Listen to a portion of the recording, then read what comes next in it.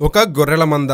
అందులో దాదాపుగా 50 పైగా గొర్రెలుంటాయి. ఆ గొర్రెలను మేతకు తీసుకెళ్లడం, వాటిని కంటికి రెప్పెల్లా చూసుకోవడం, వాటి పిల్లలు పెరిగి పెద్దయ్యాక వాటిని అమ్మడం, ఇలా వచ్చిన ఆదాయమే ఆ కుటుంబానికి జీవనాధారం.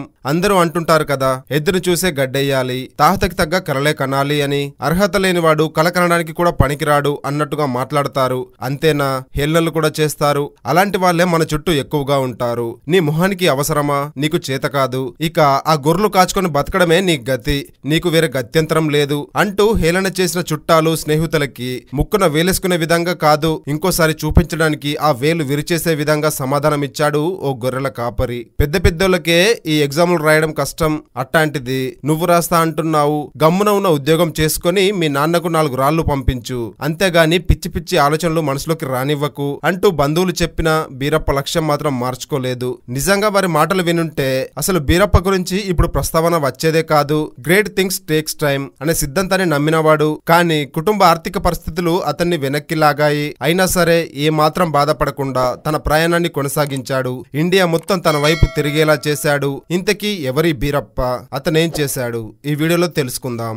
మహారాష్ట్ర అమ్మగే గ్రామానికి చెందిన సిద్దప్ప ధోని గొర్రెలు మేకలు మేపుకొని జీవనం సాగించే కురుబ సామాజిక వర్గానికి చెందినవాడు. పేద కుటుంబం. గొర్రెలను మేపటం, వాటిని అమ్మటం ద్వారా వచ్చిన డబ్బే వారికి ఆదాయం. సిద్దప్ప ధోనికి 2 కొడుకులు.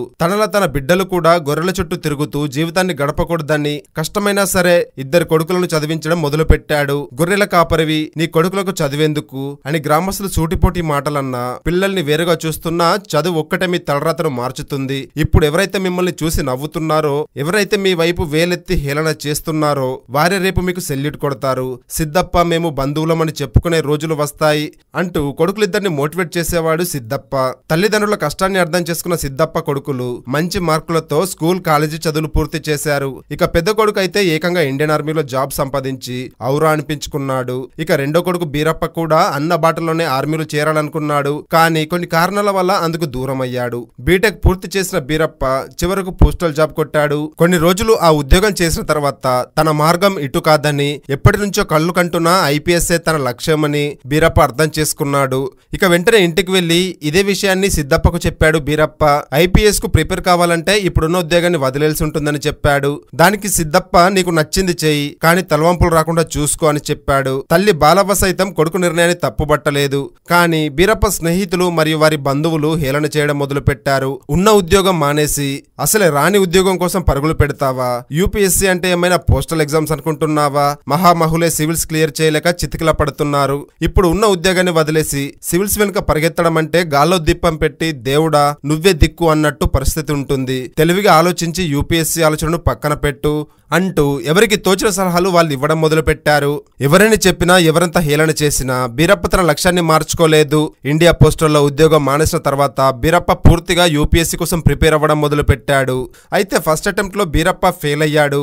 దీంతో స్నేహితులు, ఫ్యామిలీ ఫ్రెండ్స్ అందరూ దెప్పిపోవడం మొదలు పెట్టారు. మన స్థాయి ఏంటో తెలుసుకోగలగాలి, మన లెవెల్ కి తగ్గట్టు లక్ష్యాన్ని పెట్టుకోవాలి.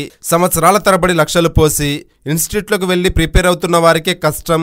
అలాంటిది చిన్న కోచింగ్ సెంటర్లు చేరి యూపీఎస్సీ ఎలా క్లియర్ చేసేస్తావంటూ ప్రశ్నలు ఎదురయ్యాయి బీరప్పకి. మొదటి ప్రయత్నంలో ఫెయిల్ అయినా నెక్స్ట్ అటెంప్ట్ లో అందరికీ సమాధానం చెప్పాలనుకున్నాడు బీరప్ప. కానీ రెండోసారి కూడా పరాజయమే పలకరించింది. మేము అప్పుడే చెప్పాం ఉన్న ఉద్యోగాన్ని వదలకని, చిలకకు చెప్పినట్టు చెప్పినా వినలేదు, అనుభవించిప్పుడు ఉన్న ఉద్యోగం పాయే, ఆ ఉద్యోగం రాకపాయే అంటూ హేళన చేయడం స్టార్ట్ చేశారంతా. దాంతో తప్పు చేశానేమో అని బీరప్ప కాస్త భయపడ్డాడు. కానీ 2 సార్లు చేసిన తప్పులను ఈసారి చేయకూడదని ఫిక్స్ అయ్యాడు. మూడోసారి యూపీఎస్సీ ఎగ్జామ్ రాశాడు. ఏప్రిల్ 22, 2025 విడుదలైన యూపీఎస్సీ ఫలితాల్లో బీరప్పకు 551వ ర్యాంక్ వచ్చింది. అప్పటి వరకు చులకనగా మాట్లాడిన వారే బీరప్ప చుట్టూ ఈగల్లా చేరారు. ఇక కొడుకు ఐపీఎస్ ని క్లియర్ చేశాడని తెలియగానే తమకు కూడు పెట్టిన గొర్రెల కొట్టాల మధ్యలోనే బీరప్పకు తమదైన సంప్రదాయంలో ఘనంగా సన్మానం చేశారు తల్లిదండ్రులు. అంతేకాకుండా తమ కుటుంబంతో పాటు గ్రామానికి పేరు తెచ్చిపెట్టిన కొడుకుకి ఒక గొర్రె పిల్లను బహుమతిగా ఇచ్చారు సిద్దప్ప మరియు బాలవ్వ. బీరప్ప తండ్రి సిద్దప్ప ధోనికి యూపీఎస్సీ పరీక్ష గురించి పెద్దగా తెలియదు. కానీ తన కొడుకు మీద పూర్తి నమ్మకం ఉంది. నా కొడుకు పెద్ద పోలీసర్ అవుతాడని జనాలు అంటున్నారు అని ఆనందంగా చెప్తున్నాడు సిద్దప్ప.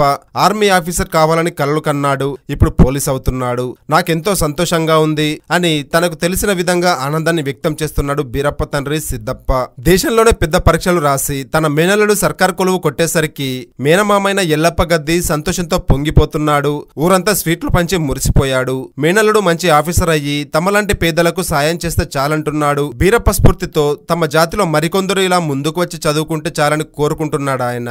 అయితే సెలవుల మీద తన బంధువుల ఇంటికి వెళ్లిన బీరప్ప బెళగావి సమీపంలోని నానావిడిలో ఒక పొలంలో గొర్రెలను మేపుతున్న సమయంలోనే తాను సివిల్స్ క్లియర్ చేసినట్లు తెలుసుకున్నాడు. అంతేనా, కర్ణాటక రాష్ట్ర సీఎం సిద్ధరామయ్య స్వయంగా ఫోన్ చేసి బీరప్పను అభినందించారు కూడా. కాలం కలిసి రాలేదనో ఇంకేదో కారణాలు చెప్పి ఎంతో మంది అసలు ప్రయత్నమే చేయరు. కానీ కొందరు మాత్రమే విధికి ఎదురీది మరి తమ కళలను నెరవేర్చుకుంటారు. అలాంటి వారిలో ఈ బీరప్ప కూడా ఒకరు. సాధించాలన్న తపన పట్టుదల ఉంటే చాలు, ఎన్ని కష్టాలు వచ్చినా ఒంటి చేత్తో సాధించవచ్చు అని నిరూపించిన బీరప్ప నువ్వు నిజంగా గ్రేట్ అప్ప. ఇది ఓ గొర్రెల కాపరి స్టోరీ. మరి ఈ రియల్ లైఫ్ స్టోరీ మీకు ఎలా అనిపించిందో కామెంట్ చేసి మరిన్ని ఇలాంటి ఇంట్రెస్టింగ్ స్టోరీస్ కోసం మన ఛానల్ వెంటనే సబ్స్క్రైబ్ చేసుకోండి. పక్కన ఉన్న బెల్ ఐకాన్ కొట్టేసి నోటిఫికేషన్ స్థానంలో పెట్టుకోండి.